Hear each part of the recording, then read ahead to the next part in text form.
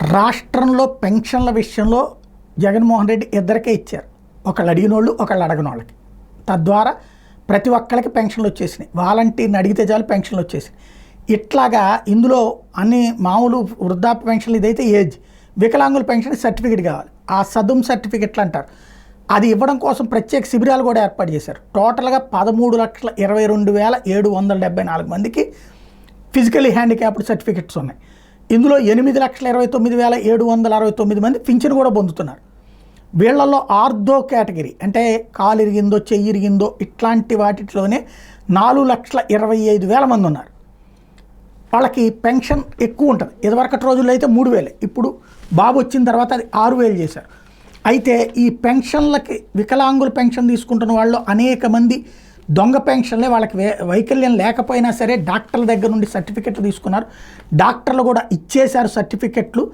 20,000 నుంచి 30,000 దాకా డబ్బులు తీసుకుని సర్టిఫికెట్లు ఇచ్చేశారు అని ఆరోపిస్తూ వచ్చినటువంటి తెలుగుదేశం పార్టీ తన అధికారంలోకి వచ్చాక విచారణకి అవన్నీ కూడా ఎవరైతే ఫిజికల్లీ హ్యాండిక్యాప్డ్ సర్టిఫికెట్లు ఉండి పెన్షన్ తీసుకుంటారో వాళ్ళందరూ రీవెరిఫికేషన్ చేసుకోవాలా, రీఅసెస్మెంట్ చేయాలి అని చెప్పారు. అలాగే వైద్యులకు కూడా సరిగ్గా అసెస్ చేయండి, మీరు ఏది అంగవైకల్యం లేకుండా అంగవైకల్యం ఉన్నట్టు సర్టిఫికెట్ ఇస్తే బాగోదని చెప్పేసి వార్నింగ్ ఇవ్వడంతో వాళ్ళు ఇప్పుడు వెరిఫై చేస్తుంటే దాదాపుగా సగానికి పైగా సర్టిఫికెట్లు నకిలీవేనని తేలిందట. దాంతో ఇప్పుడు చాలామంది అసలు డాక్టర్ దగ్గరికి రావడానికే ఇంట్రెస్ట్ చూపెట్టలేదు. ఇక్కడ 2 కోణాలు. ఒకటి, ఫిజికల్లీ హ్యాండిక్యాప్డ్ పెన్షన్లు తగ్గించుకోవడానికి కోసం ప్రభుత్వం చేస్తున్న ఎత్తుగడవచ్చు.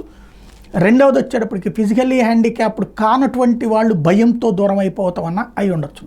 ఈ రెండిట్లో ఏది అన్నది ఇప్పటిదాకా ఆ పెన్షన్ తీసుకున్న వాళ్ళు పోగొట్టుకుంటే తెలుస్తుంది. అది వాళ్ళు నిజమైన ఫిజికల్లీ హ్యాండిక్యాప్డ్ అయితే ఇదిగో నా అంగవైకల్యం ఇది, నాకు మాత్రం పెన్షన్ ఇవ్వలేదంటే రేపు పొద్దున బయటకు వస్తారు, సోషల్ మీడియాలో చెప్తారు, లేకపోతే మీడియా ముందు మాట్లాడతారు. అలా కాకుండా తప్పుడు అయితే తెలుగుదేశం వాళ్ళు, జనసేన వాళ్ళు, బీజేపీ వాళ్ళు ఎదుగు చూడండి ఇతనికి ఏ అంగవైకల్యం లేదు, ఇతను పెన్షన్ తీసుకున్నాడు అని చెప్పి వీళ్ళు బయట పెడతారు.